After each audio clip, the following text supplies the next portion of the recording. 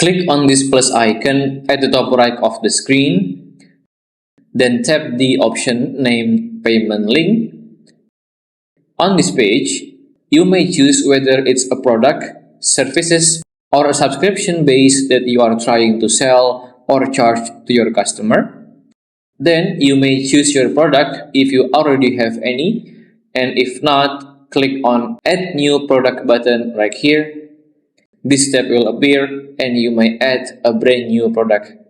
First, you may add a name of your own product or services, and then add a little description to make it sound convincing, and then add an image or the logo if you want to get the customers have a more clear idea of what they are buying. Then at the pricing, you may choose if it's a one-time pay by tapping on this one-off button, so your customer just have to pay one time and no other payment later on. Or you may also choose for it to be recurring, where customers have to pay at a certain time, like monthly or weekly. This is usually using for those who offer a subscription. Then you may insert the prices over here and the billing as you like. The billing period means a certain time that you want your customer to pay you, like they have to pay every month, every week, every day, and so on. You may also change the currency of your product, like change it to pound sterling if you are in the UK, or euro if you are in the Europe continent.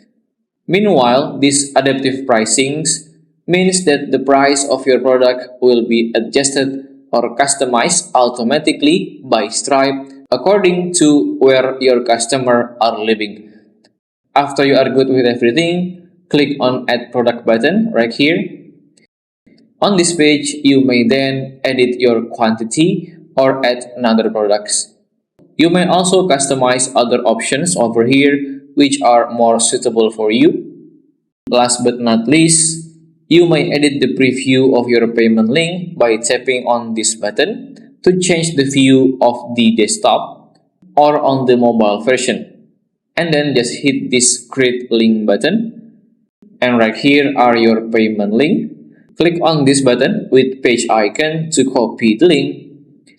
You may then check your own payment link in the customer perspective by going to the incognito mode of your browser and press the link to open it, which will open up your Stripe payment link, and there you go. You basically don't need a website to sell your product.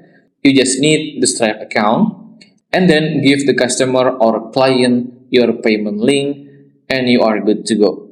If you still have any question, just comment down below and I will try my best to guide and help you guys. If you find this video useful, please consider like and subscribe.